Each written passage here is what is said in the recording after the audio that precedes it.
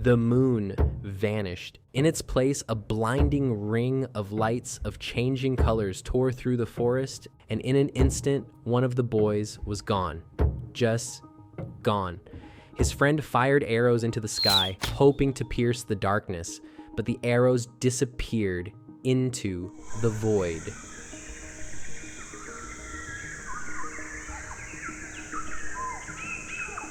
Long ago, in a Tlingit village, lived two best friends.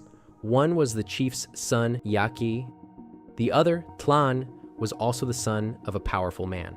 Their homes stood at opposite ends of the settlement.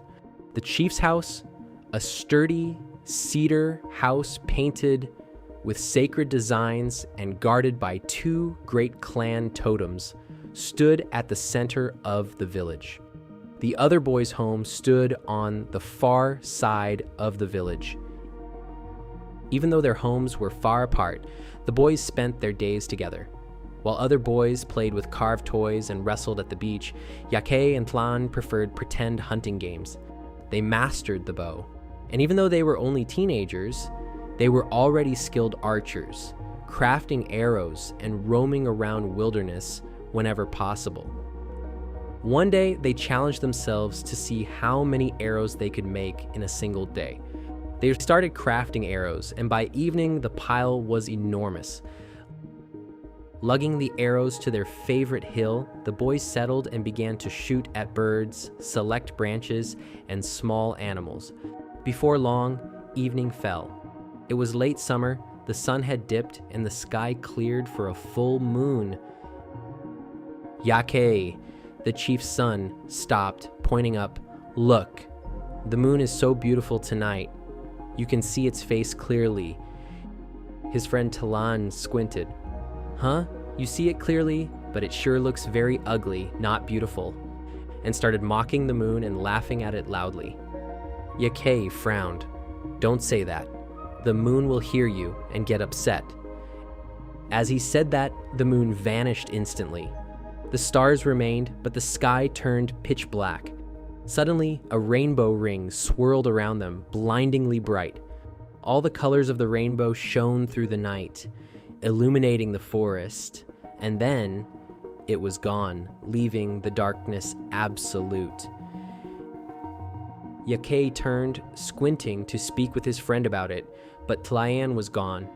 Perhaps he ran up the hill to escape the light, Yake thought.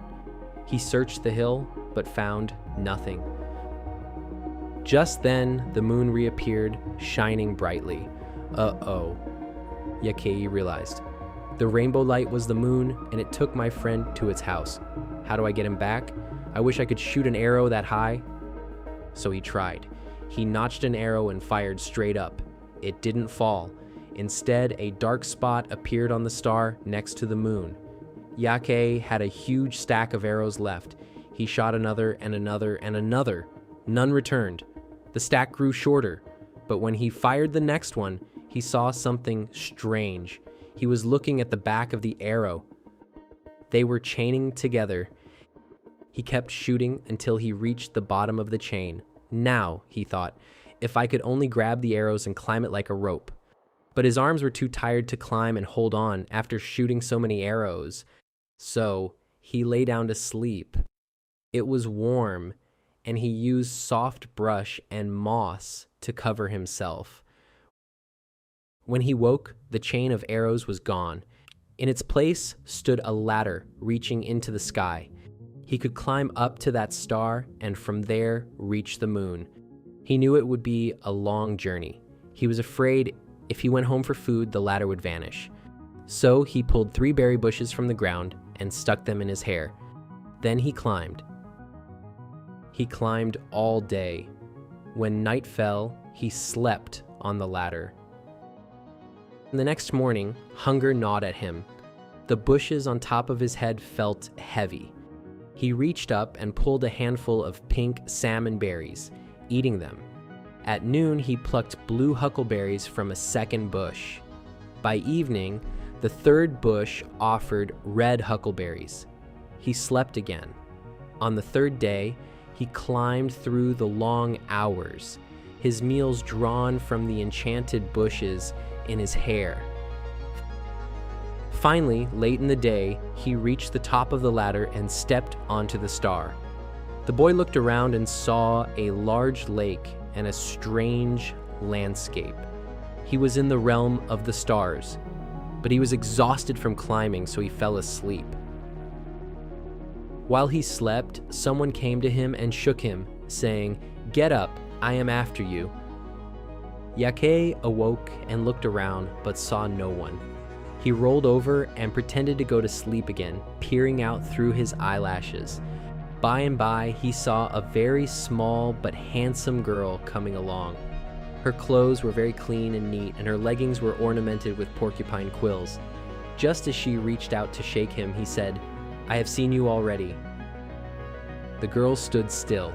"I have come after you," she said. "My grandmother has sent me to bring you to her house." So he went with her. They came to a very small house where an old woman sat. "What is it you came way up here after, my grandson?" the old woman asked.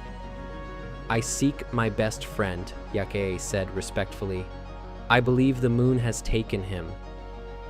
"Oh," answered the old woman. "He is next door, only a short distance away. I can hear him crying every day. He is in the moon's house." Then the old woman began to give him food. She would put her hand up to her mouth, and a salmon, or whatever she was going to give, would suddenly appear. After the salmon, she gave him berries and then meat, for she knew he was hungry from his long journey. After that, she gave him a spruce cone, a rose bush, a piece of devil's club, and a small piece of grindstone, sharpening stone, to take along. As the boy was going toward the moon's house with these things, he heard his playmate crying. His friend had been put up on a high place near the smoke hole. So, when the rescuer came to it, he climbed on top and, reaching down through the smoke hole, pulled him out. "My friend, come, grab my hand. I am here to help you and save you from the moon," Yake said. He put the spruce cone down where the boy had been sitting and commanded it to grow large and imitate his cries. The cone grew as large as the boy was and began to weep. The two friends turned to run, but after a while, the cone dropped down from its place. The moon discovered the escape and gave chase. When Yake saw the moon pursuing them, he threw behind them the devil's club he had received from the old woman. A thick patch of devil's club sprang up, and the moon had so much trouble getting through it that they gained some distance rapidly on him. When the moon approached again, the chief's son threw back the rose bushes. Such a thicket of roses grew there that the moon was delayed again as he had trouble going through it. The moon approached them once more. This time, the chief's son threw down the sharpening stone. It grew into a steep, steep mountain with a sharp, sharp point on the top. The moon tried and tried to get up the mountain, but he just kept rolling back down again.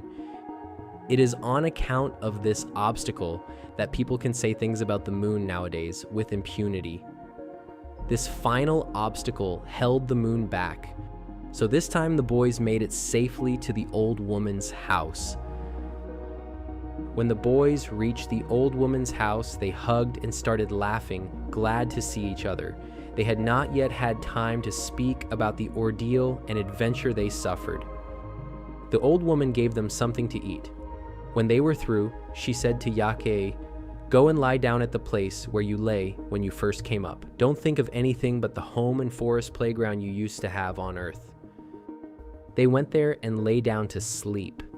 But after some time, the boy who had been captured thought of the old woman's house, thinking of her kindness, the size of her house, and the abundance of food, and immediately they found themselves there.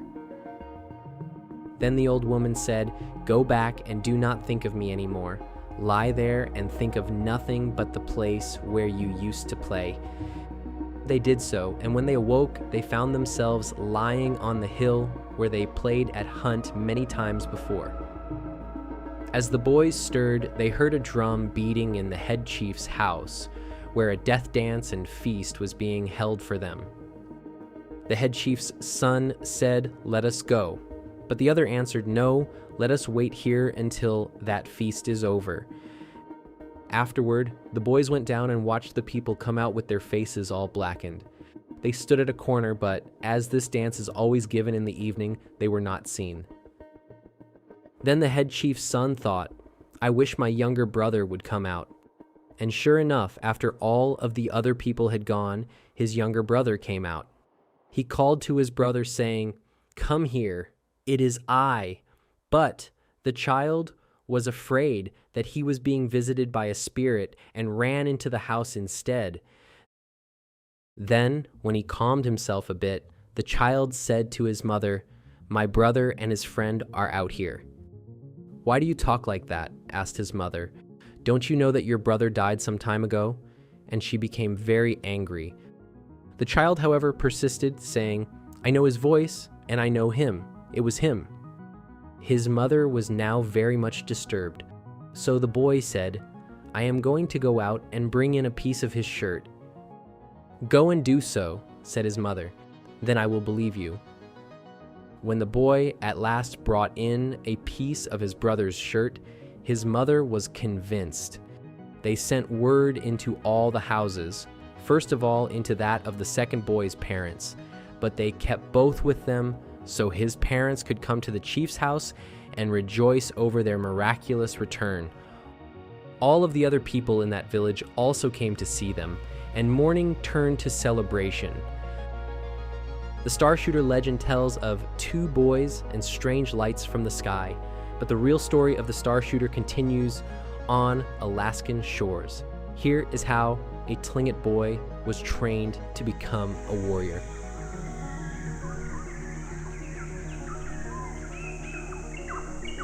In the Tlingit world, a boy was born into his mother's clan, the Kwan. His father was a respected relative, but the boy's true identity, his soul, and his status lay strictly with his mother's house. He was raised by his maternal uncle, the primary authority figure who held absolute responsibility for the boy's strength, discipline, and spiritual direction. This was the core of the clan structure. If the uncle failed to teach the boy his duties, the boy became a stranger to his own lineage, a spiritual and social failure. If the boy failed, the uncle failed. If the boy was weak, the entire clan would be weaker. While Tlingit boys trained by accompanying elders, their neighbors to the north, the Haida, took a different path.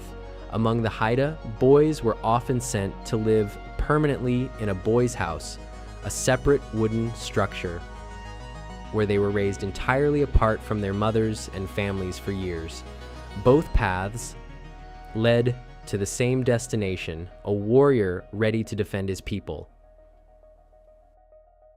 By the time he was ready to earn his name, the boy engaged in advanced combat training, hunted alone, and earned the right to wear the clan's armor. It was a masterpiece of engineering and wealth. Layered wood slats, reinforced with thick hide, were lashed together to create a scale-like appearance.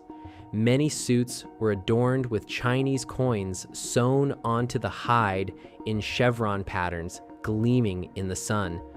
The most disciplined earned the right to wear it. The rest fought as unarmored men or in support roles.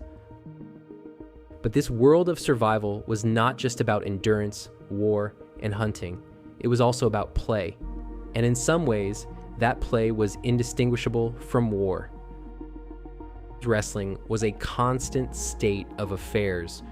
Boys grappled on the beaches, testing their leverage and strength against one another. They trained with real weapons, spears, clubs, hammers, and daggers. They learned to strike with purpose and to defend with precision. They would wade in the cold ocean and ran long distances along the beach, sometimes carrying massive driftwood and logs to strengthen their bodies further.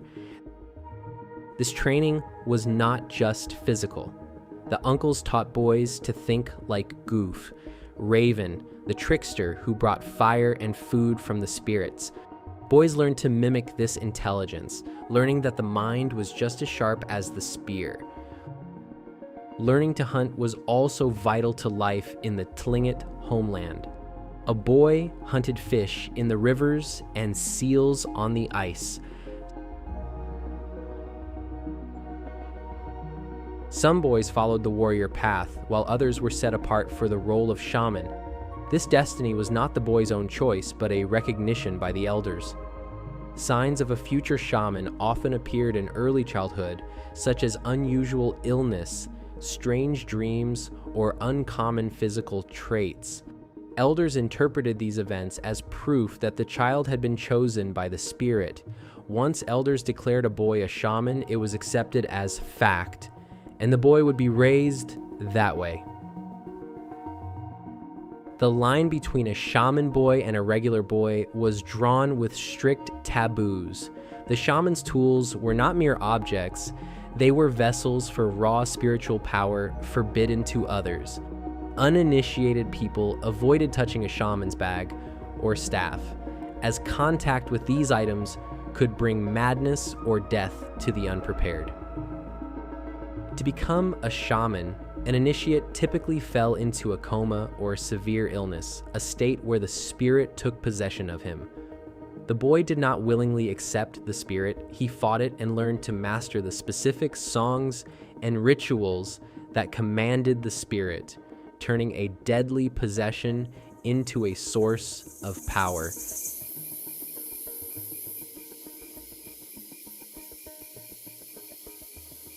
In the Tlingit world, the boundary between the living and the dead was a thin veil. Death was not an end, but a transformation. Every person carried a shadow, a ka yaha'ai. This essence didn't vanish, it lingered. It could live on in a carved totem, a reflection in a painting, or even the behavior of the living left behind.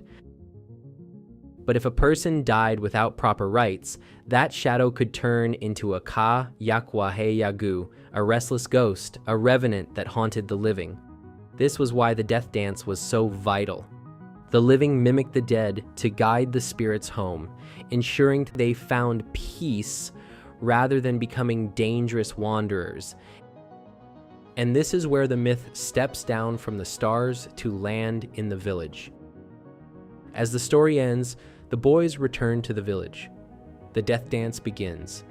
Villagers emerge from their houses with faces painted black and eyes red from weeping. They are dancing for the boys they believe are gone forever. As the boys emerged from the shadows, the black paint on the villagers' faces was washed away and the drumming shifted its rhythm. The morning dance transformed into the ha-ku, the raven dance. The return of the lost became a restoration of the spirit. Having walked the veil of the dead, the boys proved that the raven could bridge the gap between two worlds,